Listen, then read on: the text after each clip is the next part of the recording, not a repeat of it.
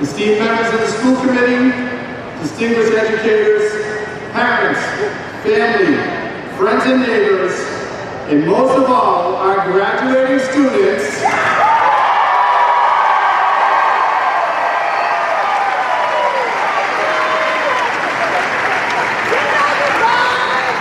Good evening and welcome to the commencement exercises for the Medford High School and Medford Vocational Technical High School, Class 2019.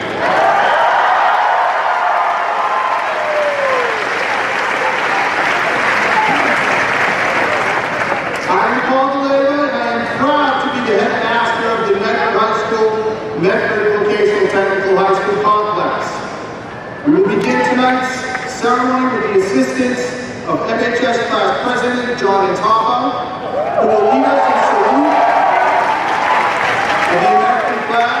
I pledge allegiance to the flag of the United States of America and to the republic for which it stands, one nation, under God, indivisible, with liberty and justice for all.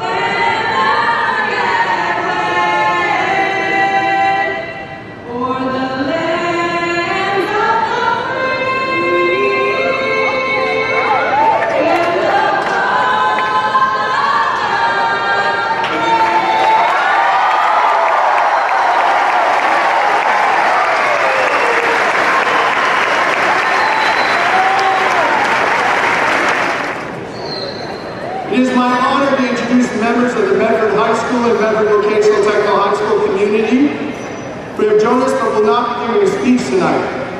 Tonight we have Associate Superintendent Diane Caldwell, Assistant Superintendent Christine Patterson, members of the school committee, Ms. Erin DiBenedetto, Mr. Paul Rousseau, Mr. Michael Ruggiero, Ms. Paulette Vanderpool, Secretary of the School Committee, Ms. Mia Quinn Mastone,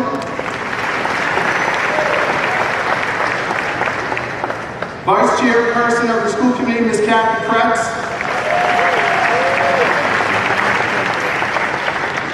for Medford High School, we have Senior Class Vice President Patrick Fanning.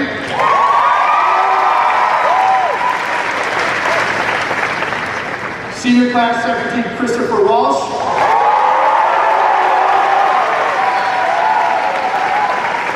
Senior Class Treasurer Martha McBurney. Class of 2019 Faculty Advisors, Ms. Ellen Reardon and Ms. Ashley Sukalis.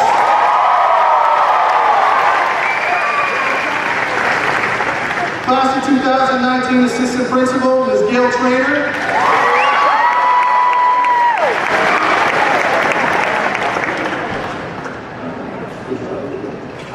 Class of 2019 Secretary, Ms. Martha McCarthy.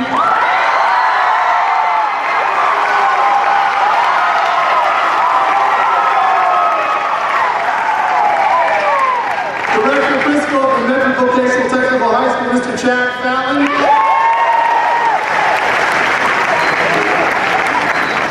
Assistant Director of Medford Vocational Technical High School, Ms. Alice Beck Fitzpatrick.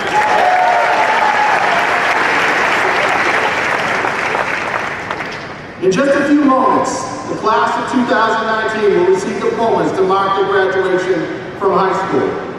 The diplomas these graduates receive represent years of hard work, commitment, dedication, and achievement, and will mark a turning point in their lives for these young people. It's important to recognize your place and your responsibilities in class to a legacy you inherit from your previous graduates. You are now members of a long and distinguished list of alumni, men, women, like yourselves who have gone into the world and have brought those qualities and characteristics which have historically marked a Medford High School education. Certainly the class of 2019 will be greatly missed, and most of us here tonight can testify to their incredible academic achievements, passionate performances in the arts, and memorable competitions in athletics. If those were the only memories we have in this class, it'd be enough to place them as one of the all-time finest groups of students to complete their education at Medford High School and Medford Vocational Technical High School. It's been a journey that started with tentative steps, perhaps, but one that's taken us to remarkable heights. We've encountered some trials and tribulations along the way, soldiered on, and kept on stronger for them. We've had experienced special moments, magical moments, created memories that will fondly be remembered for years ahead. But this group of seniors is much more than grade point averages, inspiring recitals and championships. This class is unique not because of what they've accomplished, but how they accomplished it. They took great care of one another. This year, the common attributes or qualities that I heard and described in your class were camaraderie, academic achievement, and school spirit. Your class has done well. The representation of college acceptance is impressive. As noteworthy are the school and work opportunities that our students in the career and technical education program have chosen. And as well as you all have done individually, what I find remarkable was your commitment to bettering the experience of all Medford High School students. Your efforts in this regard have been the cornerstone force behind the expansion of extracurricular activities for all students. It was your level of participation and interest in a complete high school experience that has helped bring out our Mustangs to a higher level than ever before. Seniors, as we prepare to celebrate your turning point, I think it's appropriate to share an observation and hopefully a bit of wisdom with the class of 2019. Until now, your education has been meticulously planned for you, usually in discrete packets. You generally knew what was going to be taught and how you would have been assessed, so that you could prove you learned something. And please take the time to thank your teachers for that. Go ahead, good luck.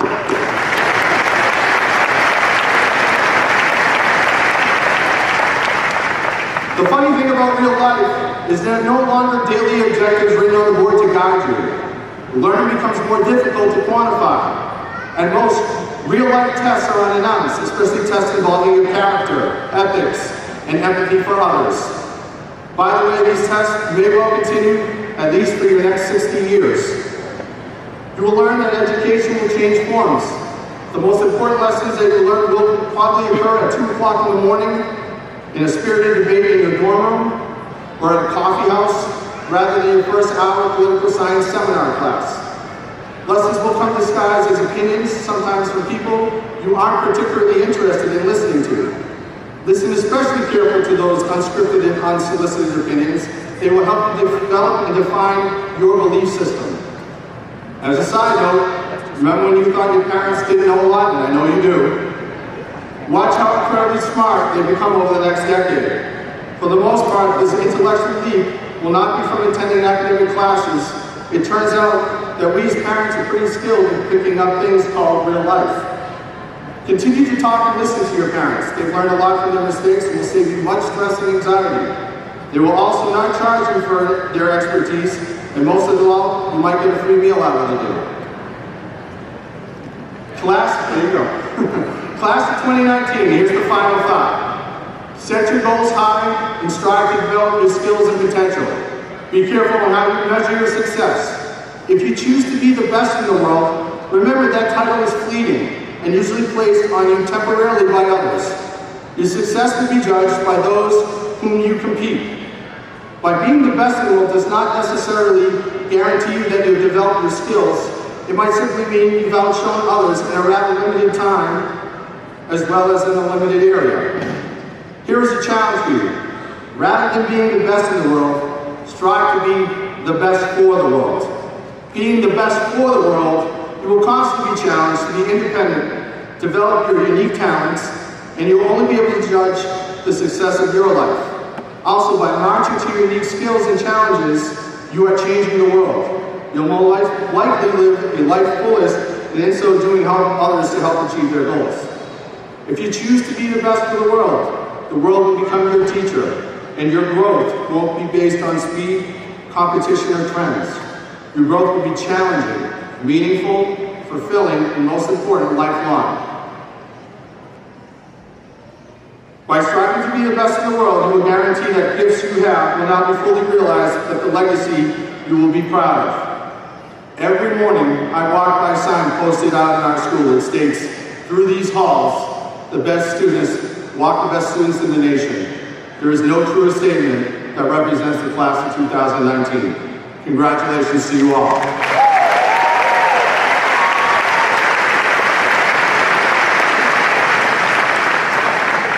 At this time, I am delighted to call to the podium the class of 2019 choice to give the faculty address, Mr. Scott Palmer.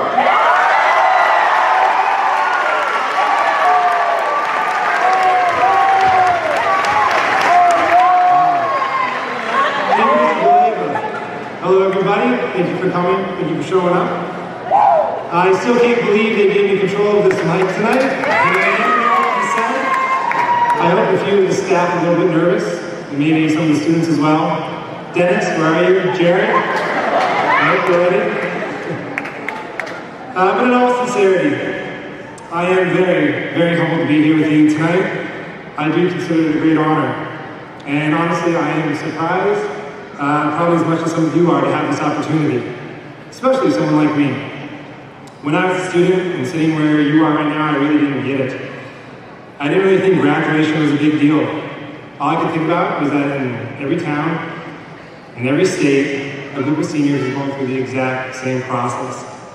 It just didn't seem like a special event. And I didn't feel like I did anything worth celebrating. I didn't feel like I accomplished anything. But it wasn't until I became a teacher that I truly understood the purpose of a commencement ceremony.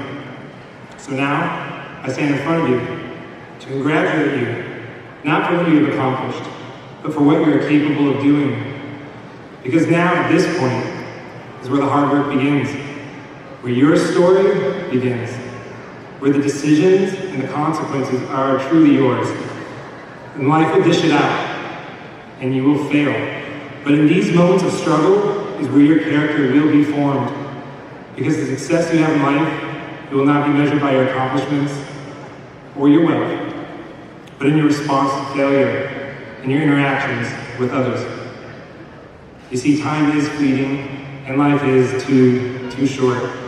So make a decision now to be a person of substance, a person of integrity, a person of character, and be a force of good in this world. Regardless of who you are and where you come from, you have an impact. Your voice matters.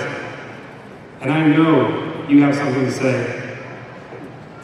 And some from the older generations, they tend to idolize the past, and in comparison have at times characterized this generation as self-centered, entitled, apathetic. But it's the older generation that should be listening to what you have to say.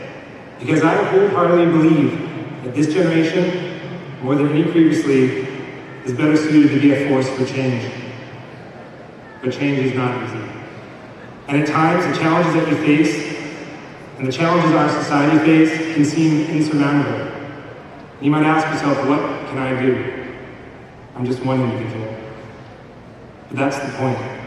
Change begins with just one defiant voice. One person to step out and shine a light on the darkness and say, no longer will I accept injustice. No longer will I tolerate the existence of discrimination in our society in any shape or form. Because you deserve a better world than the one we have built for you. And you are the ones that possess the solutions to the mess that you've inherited from us. And where we have failed, you will succeed. First and foremost, see each and every individual as a person, each with our own hopes and dreams, feelings and emotions, experience of love and loss. Because it's this common struggle, the human condition, that connects each and every one of us. No matter how different or how foreign someone might seem to you, give them the decency to see their humanity. Do not underestimate the impact of small acts of kindness that help to illuminate kindness in the hearts of strangers. This is this simple, everyday choice that we make that can be a catalyst for change. And when I look at all the different faces in the crowd today, I know that it's this adversity that gives our country strength and gives me hope for a better tomorrow. Now take a look around at the individuals that are sitting with you tonight. Amongst you are the ones that will one day take a stand or a knee against the inequalities that remain. Amongst you are our leaders waiting to emerge. So let this be a rallying call. Hold one another accountable and demand a better tomorrow. Do not be pacified. Do not be lulled into complacency. Put down your phones, log off, take a risk, have an adventure, connect with others and experience the world around you. Fall in love, get your hearts broken, and hold out your hand to those in need. Life is messy, and there is no clear path. But we are shaped by our experiences, and I'm depending on you. My kids are depending on you. We are depending on you. Because there is a better future possible, and there is a better world possible. So we celebrate, not because this is the end of something, but because this is just the beginning. Thank you. Congratulations, and good luck.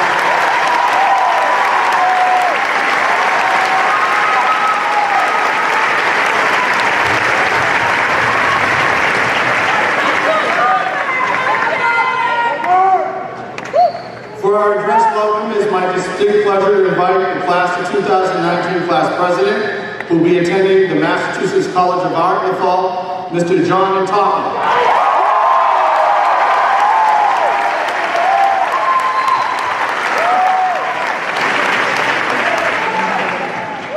Good evening, distinguished guests, faculty, staff, parents and guardians, students.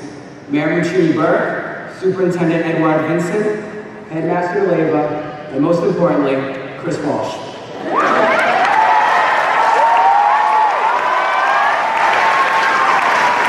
Dearly beloved, we have gathered here today to get to this thing called life.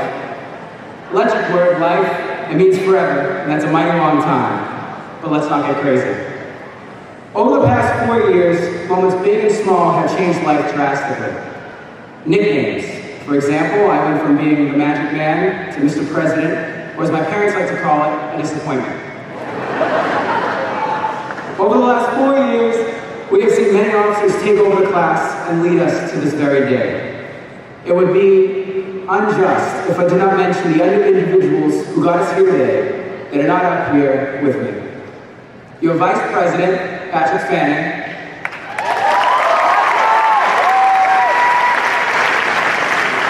your Treasurer, Marco McCallany, your Secretary, Ms. Walsh,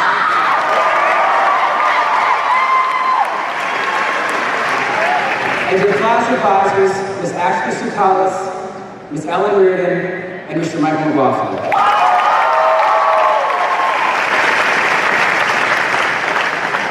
To the past officers, thank you for setting the foundation upon which we have the pleasure of building. Your hard work and dedication has not gone unnoticed. Freshman year felt as if it was 1 year-long orientation. We learned the do's and don'ts to an extent, and a lot went on with too little time to explain it all. Sophomore year can only be described as the revolution. I noticed my peers begin to really form their plans for the next few years. Many began working as cashiers or servers. Many began planning to join their respective unions after high school. And many began getting involved in politics. Junior year was the initiative year. It was this year we showed the world we aren't backing down. Following the hard events that happened at Stone Douglas High School, the class of 2019 rose up. Protests, walks, and writing to our representatives, no matter what, we showed the world we are listening and we aren't going away anytime soon. You should all be proud of your hard work and dedication. Now, senior year, what a doozy. There was the first shirt design, the second shirt design, the third shirt design, and then realizing that communication was not our strongest suit. Communication may have been tough, but at least we always knew that the North Medford bus was in the West Courtyard at 2:44 every single day.